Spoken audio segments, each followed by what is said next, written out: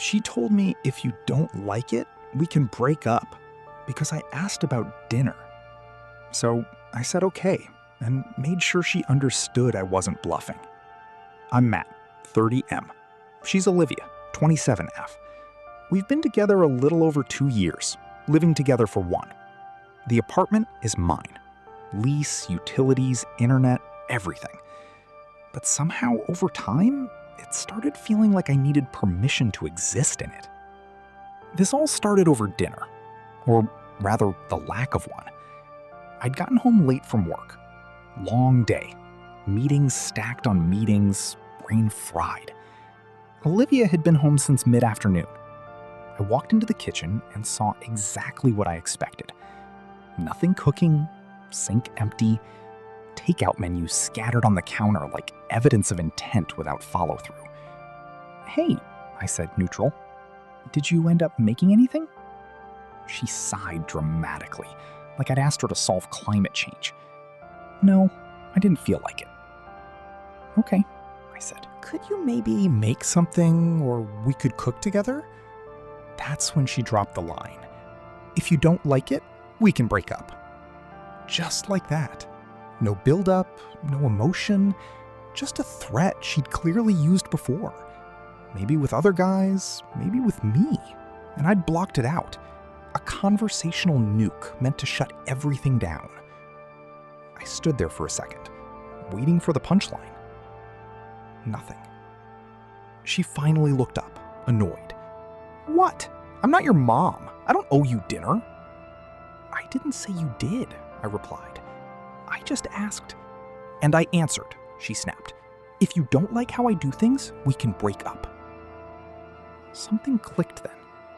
Not anger, not sadness, just clarity. The kind that feels cold and steady. "Okay," I said. Her eyebrows lifted slightly. "Okay, what?" "Okay," I repeated, "if that's what you want." She smirked, already turning back to her phone. "Good, then stop complaining." She thought she'd won, thought this was me backing down. What she didn't realize was that I had just taken her very seriously for the first time. And once you do that, there's no going back. That night, she acted like nothing happened. That's what really sealed it for me. She ordered takeout for herself, Thai, extra spicy, the kind she knew I didn't like, and ate it on the couch, feet up, watching reality TV with the volume too loud. She didn't ask if I wanted anything, didn't offer to share, didn't even acknowledge that dinner, the thing that supposedly wasn't a big deal, had somehow turned into a line in the sand. I made myself a sandwich and ate it standing at the counter. She glanced over once. "See?" she said. "Problem solved." I almost laughed. Later, when she went to bed, I didn't follow. I sat on the couch in the dark, phone in my hand, replaying the moment over and over. "If you don't like it, we can break up." She'd said it like a threat, but also like a dare. Like she was so sure I wouldn't take her up on it. I realized something uncomfortable. She'd used that line before. Different wording, same message. Anytime I asked for help, anytime I brought up imbalance, anytime I wanted something small, effort, consideration, partnership. And every time I'd backed off, apologized, tried to be chill. Not tonight. I didn't storm around. I didn't pack dramatically. I just opened my laptop and started making a list. Things in my name, accounts, access, contacts, spare keys. By midnight, I'd scheduled a locksmith for the next morning. Earliest slot, cash. She rolled over in bed and mumbled, "Love you," half asleep. I didn't answer. Instead, I typed one last thing into my notes app. She offered a breakup. I accepted. Then I closed the laptop and slept on the couch for the first time in a year. Best sleep I'd had in months. Morning came quietly. Too quietly. I woke up to the sound of Olivia humming in the shower like it was any other weekday. like she hadn't casually suggested ending a 2-year relationship over a basic request and then gone to sleep, expecting things to reset by morning. I stayed on the couch and listened. She came out wrapped in a towel, stopped short when she saw me sitting there already dressed. "You okay?" she asked, suspicious more than concerned. "Yeah," I said. "Just up early?" She shrugged and started getting ready for work. Normal routine. Coffee brewing, makeup mirror out. She talked about her day like nothing had happened. Complained about a coworker, asked if I'd seen her black heels. I answered politely, briefly. At one point, she said, "By the way, I might be late tonight. Don't wait up." That was when I knew for sure. She still thought she was in control of the timeline. At 9:12 a.m., she grabbed her bag and headed for the door. She kissed me on the cheek, quick and automatic. "Don't be grumpy later," she said lightly. "You know how you get." I watched her leave without saying a word. The moment the door closed, my phone buzzed. The locksmith was on the way. I spent the next hour moving with a calm I didn't recognize. Not angry, focused. I gathered everything that was hers. Clothes, shoes, toiletries, makeup bags, chargers, and stacked it neatly by the door. I didn't throw anything. I didn't damage anything. I wasn't trying to hurt her. I was just done accommodating her. When the locksmith arrived, he asked if it was a breakup situation. I nodded. "Good call," he said, swapping out the locks. People say things they don't mean until someone believes them. By noon, the locks were changed. By 1, I'd removed her from every shared account. Streaming services, location sharing, emergency contacts, everything that tied her to my daily life. I sat back down on the couch and waited. At 6:47 p.m., my phone lit up. "Hey, I'm outside. Why isn't the key working?" I read it once, didn't reply. She'd asked for a breakup. I was just making sure she got it. Her reaction didn't take long. By 6:52 p.m., my phone was vibrating nonstop. Calls, texts, voicemails stacking up like she could brute force her way back inside. "What the hell is this, Matt? Answer me. Stop being dramatic." I let the phone buzz itself quiet. At 7:03, there was a knock. Hard, sharp, angry. Not the polite, "maybe you're in the shower" knock. This was ownership knocking. The kind that assumes the door will open because it always has. I stayed on the couch. Another knock. Louder. "Matt!" she yelled through the door. "Open this right now!" I didn't move. My phone lit up again. "You think this is funny? You can't just lock me out! This is my home too!" That one almost made me smile. Almost. I finally replied with one sentence. "You said we could break up." Silence. 30 seconds later, the knocking resumed, frantic now. I could picture her in the hallway, arms crossed, jaw tight, already rehearsing how this would somehow be my fault. "Are you seriously doing this over dinner?" she shouted. I stood up and walked to the door, not to open it, just close enough so she'd hear me. "I'm doing I this said through the over wood. disrespect." There was a pause. Then her voice softened instantly, like a switch flipped. "Matt, come on," she said. "I didn't mean it like that. You know how I talk when I'm annoyed?" I leaned my forehead against the door. "That's the problem," I said calmly. "You say things you don't mean because you never expect consequences." Her tone changed again. Sharp, defensive. "So what? You just decided this on your own?" "Yes," I said. "Just like you did." Another long pause. Then quieter. You're actually breaking up with me? I already did, I replied. She didn't knock again after that. I went back to the couch, turned off my phone, and for the first time in a long while, the apartment felt exactly... I woke up to sunlight and silence. My phone had 17 missed calls, all from Olivia. A handful of texts stacked underneath, the tone shifting with each one. "This isn't funny. You're acting insane. Open the door. We need to talk. Matt, please." That last one was new. I didn't respond. I made coffee, took my time, sat at the table she'd claimed for months without ever cleaning it. Around noon, my phone buzzed again. A voicemail this time. I listened to it out of curiosity more than concern. Her voice sounded different. Tired.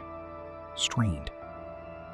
"I didn't think you'd actually do this," she said. "I was just mad. You always know that. You really gonna throw everything away over something so stupid?" There it was. Stupid. As if respect was optional. As if partnership was a favor. I deleted the voicemail. An hour later, there was another knock at the door. Not angry this time. Hesitant. I stayed where I was. "Maude," she said softly through the door, "I don't have anywhere to go tonight." I closed my eyes. This wasn't about dinner. It never was. It was about how easily she'd reach for the nuclear option whenever she didn't want to be inconvenienced, and how sure she was I'd never call her bluff. "I'll grab my stuff later," she added quickly. "We can cool off. Just open the door." I walked to the door, rested my hand against it. "You told me we could break up," I said. "So we did." Silence, then barely above a whisper. "I didn't think you meant it." "I did," I replied. I stepped back, turned around, and went to the bedroom. Behind me, the hallway went quiet. That was the moment it became real for her. And the moment I knew I was done. For good. The next 2 days were quiet in a way that felt intentional. I went to work, came home, cooked for one, slept diagonally across the bed she used to dominate like a queen claiming territory. I didn't check my phone much. Didn't need to. Whatever was waiting there could wait longer. Late on the second night, curiosity got the better of me. I turned my phone back on. 34 missed calls. More texts than I bothered counting. The early ones were angry, accusatory, predictable. "You can't just do this. You're overreacting. Everyone thinks you're being ridiculous." Then the tone shifted. "Matt, please answer. I didn't mean it like that. I was joking. You know that. Joking, right?" Around 1:13 a.m., the messages changed again.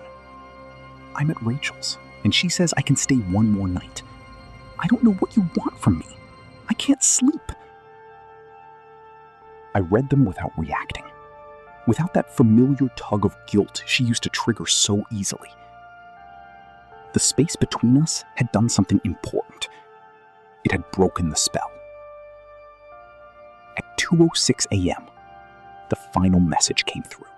"Please, I'm sorry. I'll make dinner. I'll do better. Just let me come home." That one sat on my screen longer than the rest. Not because I believed it, because I recognized it. This was bargaining, panic, the realization that the leverage she'd always relied on, threats, dismissiveness, the assumption I'd stay, was gone. I put the phone face down. I slept through the night. When I woke up the next morning, sunlight filled the room. No knots in my stomach. No sense of waiting for the next conflict to drop. Just peace. She'd asked for a breakup like it was a joke. I'd accepted it like an adult. And that difference changed everything. By the third day, the narrative had shifted. I found out because my phone started buzzing with messages from people who normally never involve themselves in my relationship. Mutual friends, one coworker she'd met twice, even her sister. "Hey man, are you okay? Olivia's really upset. She says you locked her out over a joke."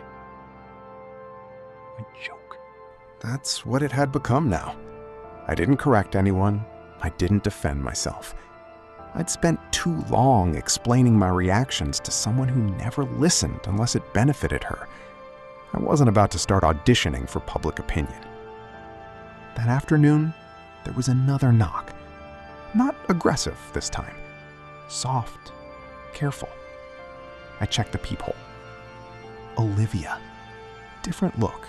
Hair pulled back, no makeup, hoodie that used to be mine.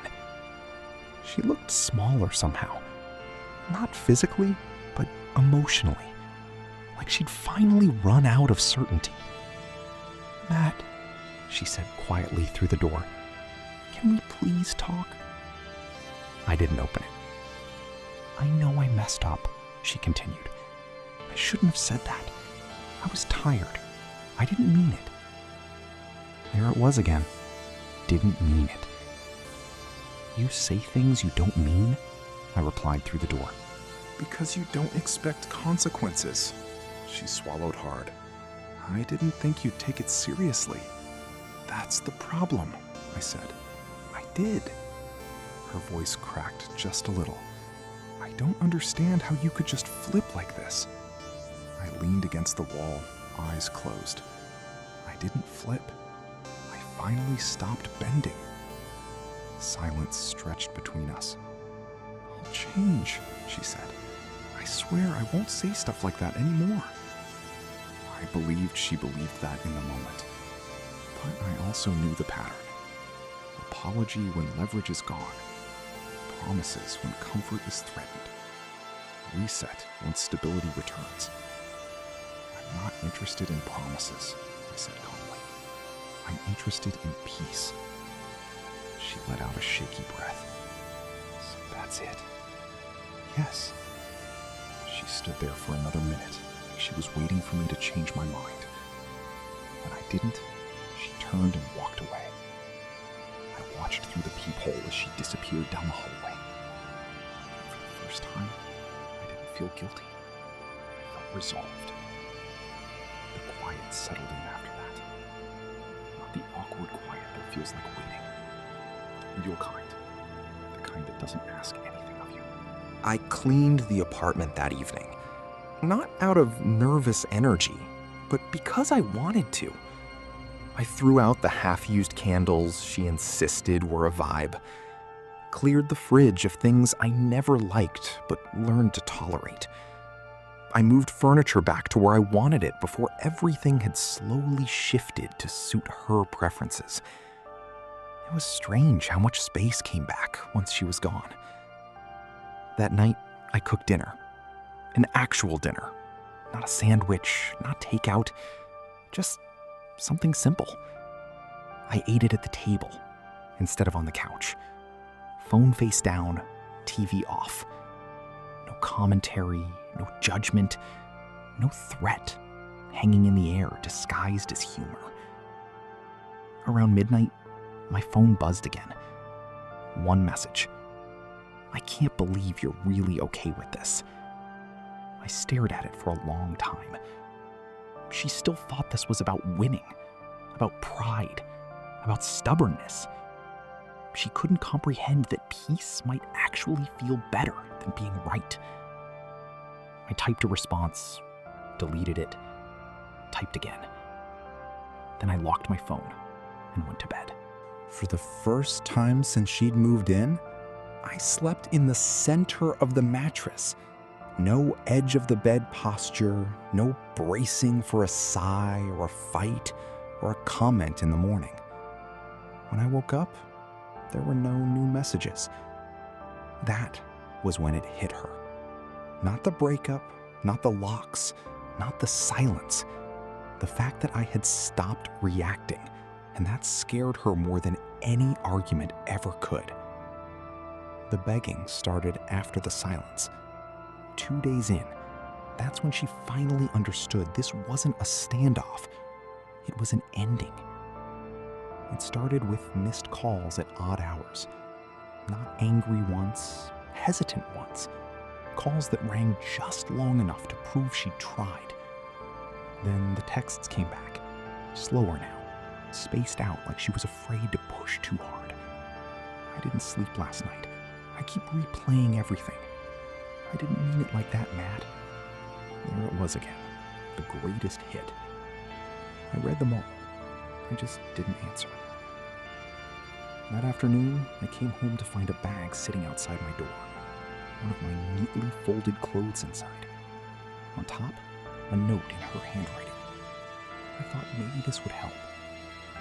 Help what? Her conscience? Her panic? I carried the bag inside. I didn't feel grateful. Closed the door. I didn't feel angry. I felt detached. Like I was looking at a past version of my life someone else was trying to return. That night, around midnight, my phone rang again. I didn't answer. A voicemail came through seconds later. Her voice was different now. Smaller. Fractured. "Please," she said. "I get it now. I shouldn't have said that. I was tired. I was hungry. I didn't mean break up. I just wanted you to drop it." There it was. The truth. She hadn't said out loud yet. She never wanted to leave me. She wanted me to shut up. "I didn't think you'd actually do it," she whispered. "I didn't think you'd actually be okay without me."